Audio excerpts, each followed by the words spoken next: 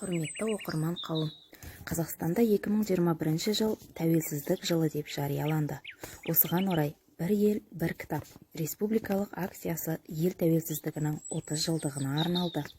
Аталмыш акция аясында 30 кітап тәуелсіздіктің 30 жылдығына атауымен танымал қазақстандық авторлардың поэзия, проза, драматургия, балалар әдебиеті және аударма саласындағы 30 үздік шығармасы жалпы халықтық оқуға іріктелді. Назарларыңызға Ақтоғай аудандық орталық кітапханасының тәуелсіздігіміздің 30 жылдығына 30 кітап акциясы бойынша қалың оқырманға таныстыру мақсатында алғашқы Рахымжан Отарбаевтың «Айна ғұмыр» бұл кітабына пьесалары топтастырылған.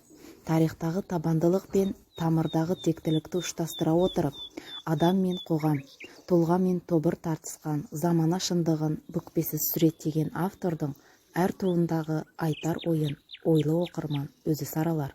Талғамы биік көпшіліктің Ақтоғай аудандық орталық кітапханасы 2021 жылдың «Бір ел, бір кітап» республикалық акциясы аясында тәуелсіздігіміздің 30 жылдығына 30 кітап атты кітап көрмесін ұйымдастырылды. Дүние, неткен кең едім. Мұнда көктем, анда қыс. Дүние, дүние дегені махаббат, үміт, алданыш.